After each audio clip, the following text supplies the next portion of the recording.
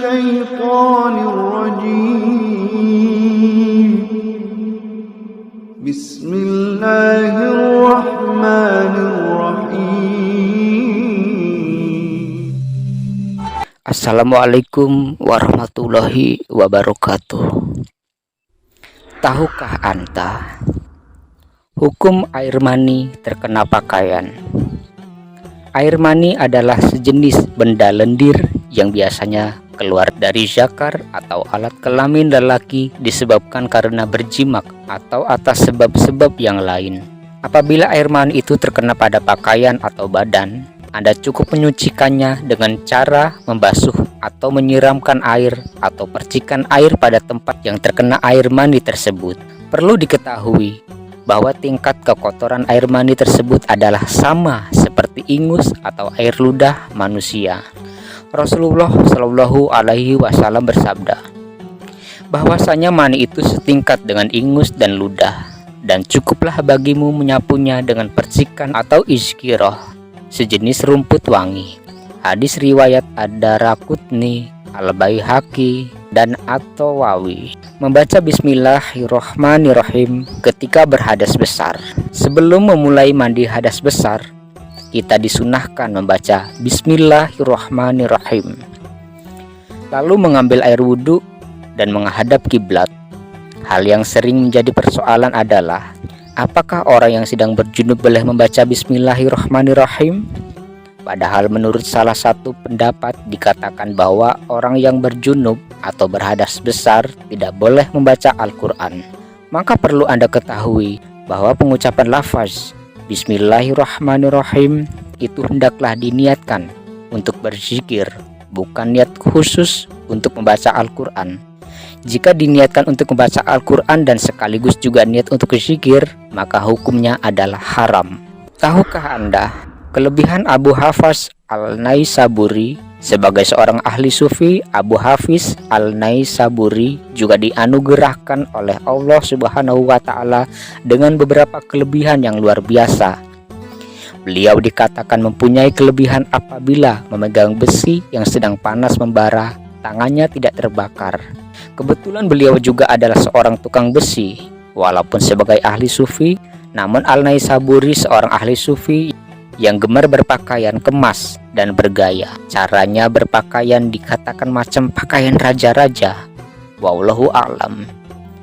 Tokoh sufi ini meninggal dunia pada tahun 265 Hijriah. Apakah Anda mau menjadi ahli sufi? Mengapa tidak? Menurut seorang ahli sufi ternama Al-Bishru Al-Hafwi, syarat-syarat untuk menjadi ahli sufi adalah mudah saja. Anda perlu membekali diri dengan ilmu dan amal. Menurut Al-Bishru, dengan ilmu dan amal itu akan dapat memancarkan cahaya kehidupan ahli-ahli sufi. Namun, sebagai calon dan kandidat ahli sufi, Anda harus patuh untuk menghindari 3 perkara, yaitu pertama, hendaklah Anda menolak kenikmatan syahwat.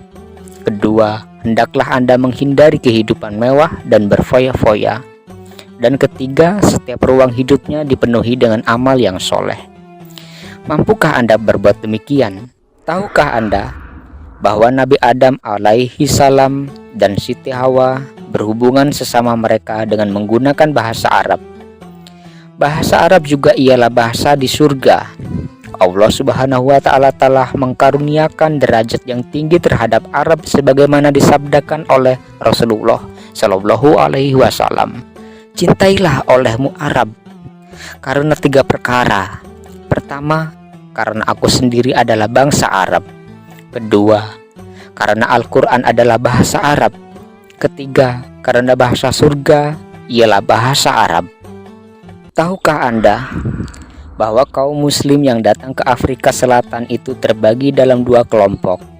Kelompok pertama adalah kaum muslim yang dibawa oleh Belanda. Mereka terdiri dari para imigran sukarelawan yang diambil dari Afrika Barat, Afrika Timur, serta Asia Tenggara.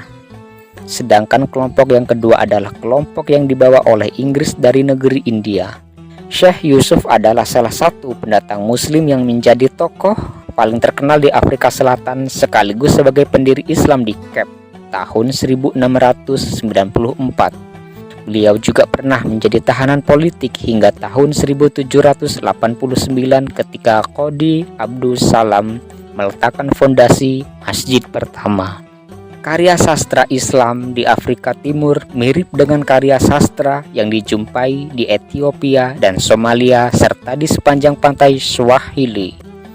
Kesamaannya terletak pada prosa, kronik, dan naskah sejarah lainnya, seperti tulisan mengenai tarikh Nabi Muhammad, mengenai nabi-nabi yang disebut dalam Injil, mengenai riwayat Ali Husain, dan mengenai wali-wali sufi, sebagaimana yang berlaku dalam sastra Islam.